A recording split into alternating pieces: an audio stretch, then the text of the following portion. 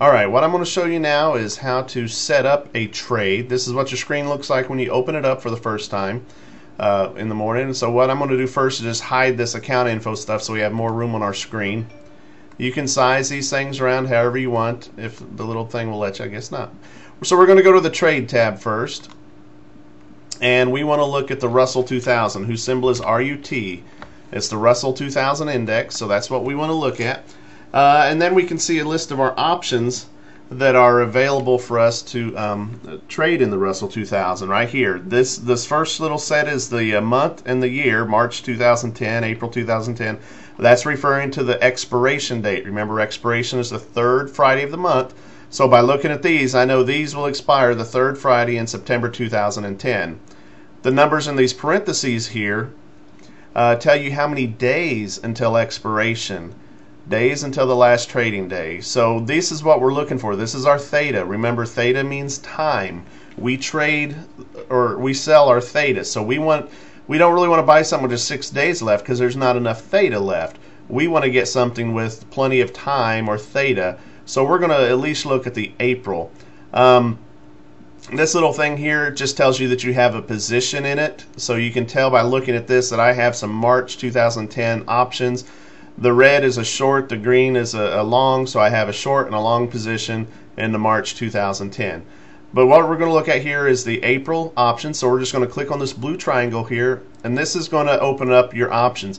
Now, if you don't see as many as I have here, you can see I got tons of them here. If you don't see that, look at this little area right here where it says strikes. Mine says all. You might have it filtered down to like 5 strikes, so that's all you're going to show is 5 strikes right around the breaking price here. So even 9 is not enough, so that's why it's just best to go to the all.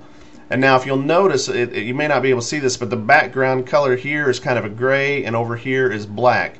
This side is your calls, this side is your puts, and this gray area indicates that these are in the money and these are out of the money, because here's your strike price right in the middle. The strike price is what they have the right to buy the option at, or the stock at. So this means here that this strike is at 200. This is a call, so this means somebody would have the right to buy that stock at $200. Well, the stock price right now is $676, so obviously somebody would do that. So they're in the money, so that's why this is gray. By the same token, a put means you have the right to sell it at this price. So if you bought a put, you would have the right to sell it at $200. Well, the market's at $676, so you wouldn't want to sell it for $200. So these are out of the money, and that's why they're black. So what I do is I scroll down until I find where the price line is, and you can tell that by looking at where the gray switches from over here to now over here. So this tells you the market price is somewhere right in here. And here's the 670, here's the 680. Our market price is 676, so we know it's right in here. So now I try to find about $50 or $60 back from the market. We're going to do a vertical put spread, so I'm looking at the puts on this side. So I want to go 50 or so points back. So let's try the 610s. So you click on the bid column. If you'll right click on the bid column at 610, it'll open up this little window here. Now when we set up our thing, we sell it. So I'm going to highlight the sell, and it'll open this one, and we're going to sell a vertical. So you click on that, and it's going to pop open this little thing down here. Now this doesn't really tell you a whole lot, so what I like to do is go over here to this little blue dot right here, and if you click on it, it opens this window, and we want to go to the Analyze tab with it. Okay, so here we are in the Analyze tab. Now this is also showing my March 2010 options, so I'm going to uncheck those boxes so that it removes it from my Analyze tab, because I just want to see the April option. So here we have our Analyze window that we were used to seeing. We know the green line is today, so I can look over here to see what my profit will be. Now this is only $60, but I only have one option put on right now. You'd have to look at how much buying power you would have to know how many options you can buy, and you can do that by just looking at what your loss is. Follow the green line until it flattens out here, and this, you can see here, my loss would be minus $940, so I'd lose $940. So that means I'd have to have at least $940 of buying power to be able to do this trade. So that's when we have this when we have this open, you'd have to look at your option buying power. I've got mine starred out right now. You'd have to look at this number here and make sure that it's greater than your loss. So if I had at least $1,000 right here, I could do this trade. So now you just increase however much you want. Let's say I have $5,000 in this account. There you go. That's about perfect. My loss would be $4,700. That's my max loss. I'm pretending I have $5,000 in here, so I could do this trade. I have enough buying power to do this trade. So now let's see what our max profit would be. Move it over to the green line. It flat lines up here, and you can see it's going to be $300. So now this may or may not be what you're looking for, but we've got to do some more setup first, because this really isn't giving us the full story yet. So one of the first things we need to do is just kind of set our price slices. First thing we got to look at is we don't have the right date here.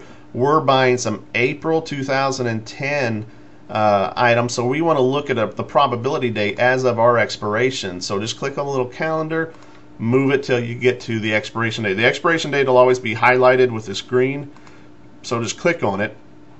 Now we can see we're looking at expiration. We want to set some slices here to break even at expiration, and then we want to add a live slice so we know where we're at. So now this tells me what this will look like when I do this trade. Here's my live price, here's my break even price. I've got about well gosh, I got nearly 70 points in between here and here, and that's good. Now if you notice, there's a light blue shading back here compared to this dark blue shading. The light blue shading is one standard deviation from the live price to here is one standard deviation, and then one standard deviation here. So what if you didn't have statistics, this means there's a 78% chance that the stock price will end somewhere in here. Or is it 78% chance from here to here? I don't remember. I hated statistics. Anyway, so I like to make sure I have some room outside of the one standard deviation range. And in this case, I've got quite a bit of room. But I'm only making $300, so this may or may not be enough for you. If you want to move around, if you want to get a little riskier, we can come down here and adjust our transaction. You got to kind of watch and make sure you don't get the prices changed. I want to change these prices to go up to 620 and 610. We're at 610 and 600. What would it be if we went to 620 and 610? So I'm just going to change this price. Make sure you change the right one. We want this one to go to 20 and this one to 10. So I'm just going to highlight them and move them around to 610. Now we still have the same thing, but now if we move our cursor over to the flat top green line and look down in the bottom left corner, you can see your profit is $425 and your max loss is $45.75. So this might look a little better to you. Maybe you want to look at it, go up a little bit more, see if you're a little more risk adverse here. Let's go up a little more. Now you can see your profit would be $5.75, your max loss $44.25. But now you can see your break even, you start losing money right at that one standard deviation. So it's a little more risky of a trade, and that's just up to you to decide whether you want to do it. If you're curious, you can look down here, and this is telling you how much you'll get per option. Remember, one option contract equals 100 shares of the stock. So for each one contract, we're doing 5 contracts, 5 times 100 is 500. And then this is per share, so we'd have to do 500 times $1.15 to find out what we're getting here, and that would be your $575. So if this looks good for you, if this is the transaction you want to make, you would come down here to this little blue dot again, click on it, and hit this confirm and send. You can go ahead and click on it. It's not going to send anything yet, but here it's just going to confirm everything we just looked at. Your max profit, $575, max loss. And here's the cost of the trade. It's going to, since you're selling, you're going to get the premium up front. So that's why it's starting with a credit. We're going to give you the $575. It's going to subtract $24.95 for commissions. So they'll put $550 in your account as soon as this closes.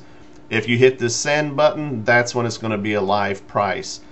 So you can always look at it first before you send it. But for now, I'm going to delete it because I don't want to send this thing, and it's gone now. And if you want to go back, then you have to go back again to the trade tab, find where you wanted to go, click in the bid column, right click on it, sell a vertical, and then it puts it back down here again, and then you click on the little blue dot to analyze it, and then we're right back here. And of course you had to set your slices to break even, add the live slice, and then we can start manipulating it again. Make sure you change your date to the date of expiration for that option. This is April, so we made sure we're at the third Friday of April. So that's all you do. That's how you set up a stock transaction. Have fun.